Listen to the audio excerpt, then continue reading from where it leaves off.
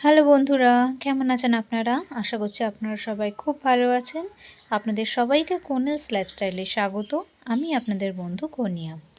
আজকের আমাদের রেসিপি হচ্ছে থোর ভাজা। তো তার জন্য আমি দুটো থোরকে নিয়ে তাকে কুচি কুচি করে কেটে তার মধ্যে হলুদ আর নুন মিশিয়ে ভালো করে মেখে থোরটাকে রেখে দিয়েছি। এরপরে একটি কড়াইয়ের মধ্যে মোটামুটি 1 থেকে 1.5 টেবিল স্পুনের মতো সর্ষের তেল নিয়ে নিয়েছি। এরপরে সেই সর্ষের তেলের মধ্যে হাফ টিস্পুনের মতো কালো জিরে দিয়ে দিয়েছি। এরপরে কুচো কুচো করে রাখা রসুন এবং দুটো লঙ্কাকেও ছোট ছোট কুচো করে এই তেলের মধ্যেই দিয়ে দিলাম। এরপরে রসুন লঙ্কা এই দুটোকে একটু হালকাভাবে ভেজে নেব। যখন রসুনের কালারটা আস্তে আস্তে চেঞ্জ হতে থাকবে তখন এর মধ্যে আমরা সেই কেটে রাখা থোরটাকে দিয়ে দেব। আপনারা জানেন সবাই বন্ধুরা যে থোরে কতটা পরিমাণে আয়রন থাকে এবং এই আয়রন থাকার জন্যই আমাদের থোরটা অনেকক্ষণ কেটে রাখার ফলে আস্তে আস্তে হাওয়ার সংস্পর্শে এসে কালো হয়ে যায়।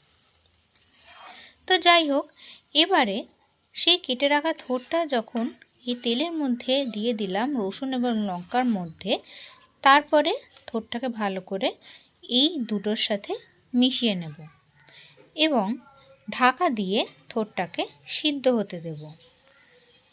মোটামুটি 5-6 মিনিট কম আঁচে থোরটাকে আমরা ঢাকা দিয়ে রাখব। ঢাকা খোলার পরে দেখব থোরটা সিদ্ধ হয়ে এসেছে। বন্ধুরা, থোরের ঘন্ট রান্না করা খুবই সোজা একটি রেসিপি। তো আরও মোটামুটি 3-4 মিনিট মতো থোরটাকে মিডিয়াম আঁচে রেখে দেব যাতে থোরটা পুরোপুরিভাবেই সিদ্ধ হয়ে যায় এবং খুন্তি দিয়ে খানিকটা থোরটাকে স্ম্যাশ করে নেব যাতে সেগুলো আরও ছোট ছোটোভাবে টুকরো হয়ে যায়।